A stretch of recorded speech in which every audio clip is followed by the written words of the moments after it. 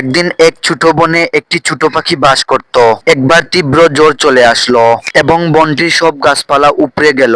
ছোট পাখিটি দেখলো তার ঘর ধ্বংস হয়ে গেছে এবং সে একা পড়ে আছে। কিছু সময় পর তার কাছে এক বৃদ্ধ বাঘ এসে বলল, তুমি এত ছোট, কিভাবে এই জ্বর থেকে বাঁচবে? পাখিটি উত্তর দিল, আমি জানি না, কিন্তু আমি চেষ্টা করব।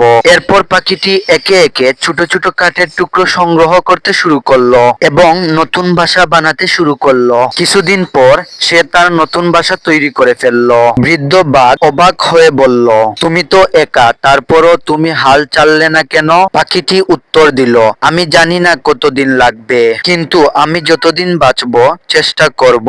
আমরা ভিডিও থেকে শিক্ষা পেলাম, যতই বড় বাধা আসুক না কেন, যদি বিশ্বাস ও চেষ্টা থাকে তাহলে জীবন ফেরানো সম্ভব। আমাদের অভ্যস্ত হতেই হবে যে প্রতিটি বিপদ এক নতুন সুযোগ নিয়ে আসে এবং হাল না ছেড়ে আমরা জীবনকে নতুন করে গড়তে পারি। ভিডিওটি ভালো লাগলে একটি লাইক এবং চ্যানেলটি সাবস্ক্রাইব করবেন।